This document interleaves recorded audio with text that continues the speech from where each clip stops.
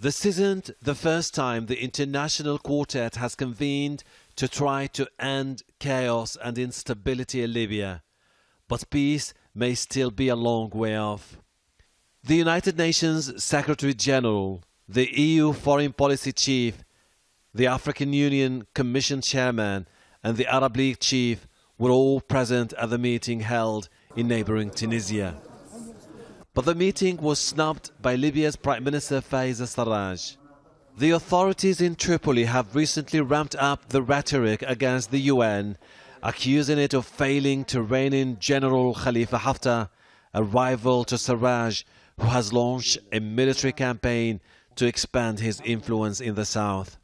Accusations dismissed by the international community, which hopes a national conference due in April might chart a new roadmap for a political settlement.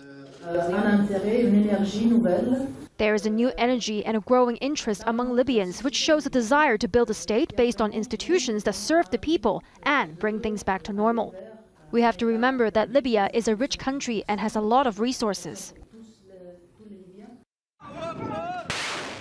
In the 8 years since the revolt that toppled Muammar Gaddafi, Libya has been marred by violence and political instability. There are two competing powers in Libya: the government of General Accord, based in Tripoli and backed by the UN.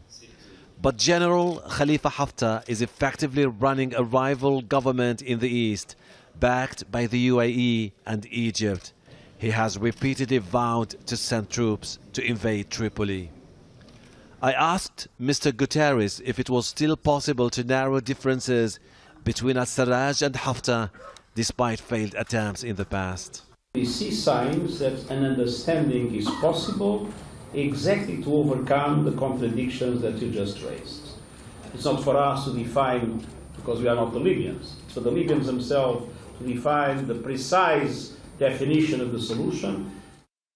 The United Nations Special Envoy Ghassan Salami told Libyans the April meeting in Ghadames, near the border with Algeria, could be a crucial opportunity for Libyans to end the 8-year transitional period and hold parliamentary and presidential elections.